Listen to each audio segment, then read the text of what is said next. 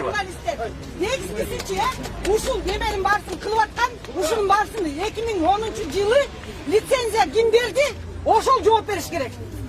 Мисал үчүн жана айтып атпайбы Зилалаев. Зилалаев деген кимдин кишиси?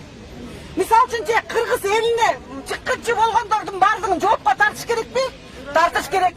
Эмне үчүн мисал үчүн уранды мына ноябрь айынан бери, октябрь айынан бери кат жазып кайрылсак да эч ким карабай койду. Эмне себептен? Биз WhatsApp группаларды ачып алып, Марат Акатов айтса эч ким укпай койгон. Эмне себептен? Анткени деген бүт Атамбаевдин убагында жалаң чыккычынын баарысы бийикке отуруп алган. Азыркы учурда дагы мына 7 доомго бүт бардык жактан эме кылалы десек, ошол Атамбаевдин кишилери дагы эле отурат. Эмнеге жоопкерчилик тартпаш керек? Баары тартыш керек.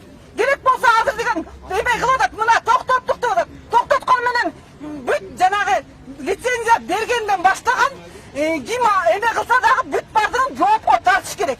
Бизге деген токтом керек, бизге протокол керек, бизге деген эме коюш керек. Мораторий коюлгандан кийин анан биз макул болобуз. 29-унда жөө жүрүш болот Балакчада, андан бияка келип туруп 30-унда болот. Вообще иштетпейбиз. Кыргыз мамлекети деген 6 миллион эл. 6 миллион эл деген эмне? Ошо жалаң эле бирөөнүн чөнтөгүнө, бирөөнүн эмесине иштеп жүрө беребизби? Бизге кереги жок. Уран деген жабылыш керек. 4-5 айдын ичинде ушундай нерсеге жеттик. Эгерде эртең бүрсү күнү силер билесиңерби канча мунжу балдар төрөлгөн? Ысык көл областы боюнча эң көп ата-эне куудап атат азыр. Жалаң эме бала чакасы инвалид болуп калды. Онкологический ооруудан канча жабыркап атат. Мына Минкуштан бизге кат жазып атат. Минкушта жалаң инвалидтер онкология оору менен ооруп атат.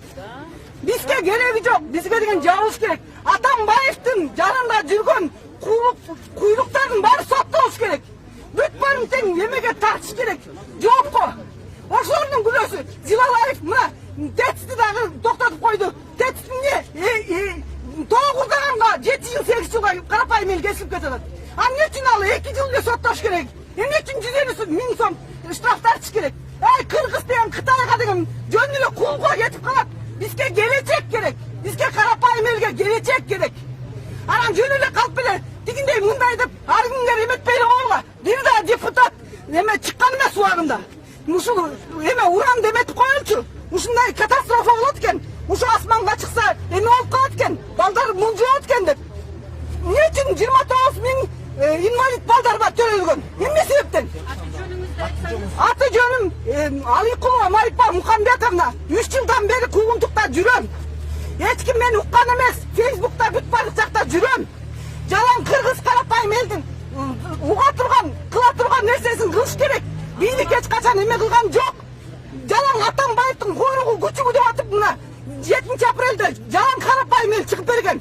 Революцию делают фанаты, пожимают плоды мошенники деген чын. Жалаң мошенниктер турат.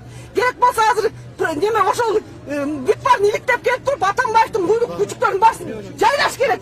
Соттоштуруш керек.